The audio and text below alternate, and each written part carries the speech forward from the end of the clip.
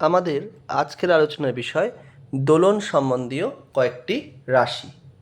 আমরা প্রথমেই দোলন সম্বন্ধীয় রাশিগুলির মধ্যে প্রথম যার সম্পর্কে জানব তাকে আমরা বলছি পূর্ণ দোলন।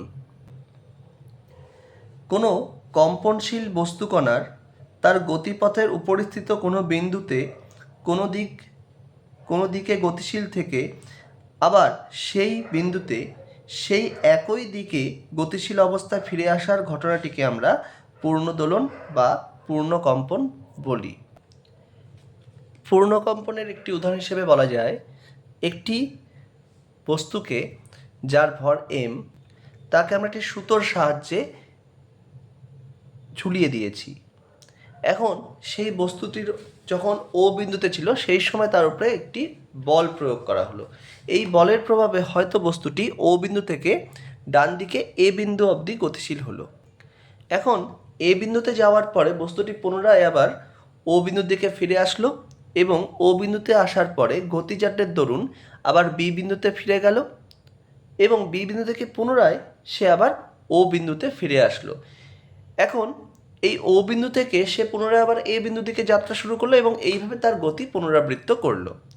এখন যেহেতু বস্তুটির গতিপথ শুরু হয়েছিল ও বিন্দু থেকে এবং সেই বস্তুটা ও বিন্দু থেকে এ বিন্দুতে গিয়ে আবার যখন ও বিন্দুতে ফিরে আসলো, সে কিন্তু একই বিন্দুতে আসলো, কিন্তু প্রাথমিক অবস্থায় তার গতিপথ ছিল ও বিন্দু থেকে এ বিন্দুর দিকে, কিন্তু এ বিন্দু থেকে সে যখন আবার পুনরায় ও বিন্দুতে ফিরে আসলো, সে একই বিন্দুতে আসলেও তার গতির অভিমুখ কিন্তু বিপরীতে। অর্থাৎ প্রথম ক্ষেত্রে সে যদি ও বিন্দু থেকে এ বিন্দুর দিকে যাওয়ার চেষ্টা করে বা যাওয়ার প্রবণতা থাকে, যখন সে পুনরায় এ বিন্দু থেকে ও বিন্দুতে ফিরে আসলো তখন তার গতিপথের অভিমুখ ও বিন্দু থেকে বি বিন্দু দিকে অর্থাৎ বিপরীত দিকে।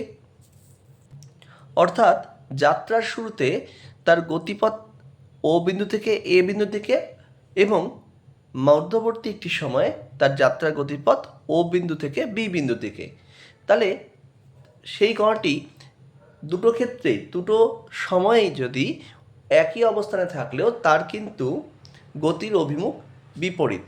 এখন সে যখন ও বিন্দু থেকে বি বিন্দুতে গেল এবং বি বিন্দু থেকে পুনরায় সে যখন ও বিন্দুতে ফিরে আসলো, এখন তার কিন্তু অবস্থানও যখন একটা নির্দিষ্ট অবস্থানে আসলো এবং তার গতির অভিমুখও কিন্তু একটি নির্দিষ্ট দিকেই হলো। অর্থাৎ এক্ষেত্রে কম্পনশীল বস্তুটি তার গতিপথের উপরিস্থিত কোনো একটি বিন্দু থেকে যে পথে যাত্রা শুরু করেছে পুনরায় যখন সেই বিন্দুতেই ফিরে আসলো এবং সেই একই দিকে বা সেই একই পথের দিকে সে যখন গতিশীল হওয়ার প্রবণতা রাখে, তখন আমরা ধরতে পারি যে সে একটি পূর্ণ কম্পন সম্পন্ন করেছে। তাই আমরা এই ধরনের গতিকে আমরা বলছি পূর্ণ কম্পন বা পূর্ণ দোলন। এখন এই পূর্ণ কম্পন বা পূর্ণ দোলন যে আমরা বলছি সেটা কিন্তু শুধু ও বিন্দুর ক্ষেত্রে প্রযোজ্য, এটা তার গতিপথের যে কোনো বিন্দুর ক্ষেত্রেই প্রযোজ্য। অর্থাৎ সে যদি এ বিন্দু থেকে যাত্রা শুরু করত, এ বিন্দু থেকে যাত্রা শুরু করে ও বিন্দু হয়ে বি বিন্দুতে যেত এবং পুনরায় যদি ফিরে সে এ বিন্দুতেই চলে আসতো, তখন আমরা ধরে নিতাম যে সে একটি পূর্ণ দোলন বা পূর্ণ কম্পন সম্পন্ন করেছে। আমরা এটাও ধরতে পারি বস্তুটি সি বিন্দু থেকে তার যাত্রা শুরু করেছে এবং সে ও বিন্দুর দিকে গতিশীল হয়েছে। এখন সি বিন্দু থেকে যাত্রা শুরু করে সেই কণাটি ও বিন্দু হয়ে এ বিন্দুতে পৌঁছালো এবং এ বিন্দু থেকে পুনরায় ও বিন্দু হয়ে সি বিন্দুতে ফিরে আসলো। এক্ষেত্রে যাত্রার শুরুতে তার গতির অভিমুখ ছিল সি বিন্দু থেকে ও বিন্দুর দিকে এবং সে যখন এ বিন্দু হয়ে পুনরায় আবার সি বিন্দুতে ফিরে আসলো, তখন কিন্তু তার গতিপথের অভিমুখ সি বিন্দু থেকে বি বিন্দুর দিকে, অর্থাৎ গতিপথের অভিমুখ বিপরীত দিকে। তাই এক্ষেত্রে কিন্তু আমরা বলতে পারি যে পূর্ণ কম্পন বা পূর্ণদোলন সম্পন্ন হয়নি। কিন্তু সেই কণাটাই যখন ও বিন্দু থেকে বি বিন্দুতে পৌঁছে পুনরায় আবার বি থেকে সিতে আসলো, অর্থাৎ এক্ষেত্রে কিন্তু তার একই বিন্দুতে আসলো, গতিপথের একই বিন্দুতে আসলো এবং তার দুটো ক্ষেত্রেই গতির অভিমুখ একই দিকে হয়েছে। অর্থাৎ এক্ষেত্রে আমরা বলতে পারি সে পূর্ণদোলন বা পূর্ণকম্পন সম্পন্ন করেছে। অর্থাৎ সি বিন্দু থেকে যাত্রা শুরু করে কণাটি ও বিন্দু হয়ে এ বিন্দুতে পৌঁছালো এ বিন্দু থেকে বিপরীত দিকে যাত্রা শুরু করে ও বিন্দুতে এসে সি বিন্দু হয়ে বি বিন্দুতে পৌঁছালো এবং বি বিন্দু থেকে যখন পুনরায় সি বিন্দুতে আসলো এসে আবার ও বিন্দু থেকে গতিশীল হতে শুরু করলো, আমরা বলতে পারি এক্ষেত্রে সে একটি পূর্ণ দোলন বা পূর্ণ কম্পন সম্পন্ন করেছে। এই যে পূর্ণ কম্পন বা পূর্ণ দোলন সম্পন্ন করতে করাটি যে নির্দিষ্ট সময় নিচ্ছে প্রতি ক্ষেত্রে, সেই নির্দিষ্ট সময়কে আমরা বলি পর্যায়কাল। তাহলে আমরা এখন জানতে পারলাম পর্যায়কাল বা দোলনকাল বা টাইম পিরিয়ড সম্পর্কে। আমরা পর্যায়কাল বা দোলনকাল বা টাইম পিরিয়ডকে ক্যাপিটাল টি দ্বারা প্রকাশ করি। এখন পর্যায়কাল বা দোলনকালের সবথেকে বড় তাৎপর্য হচ্ছে যে পর্যায়কাল বা দোলনকাল সেই নির্দিষ্ট সময়কে বোঝায় যে নির্দিষ্ট সময় পরে কোনো কম্পনশীল বস্তুর অবস্থান বা দশা একই হয়।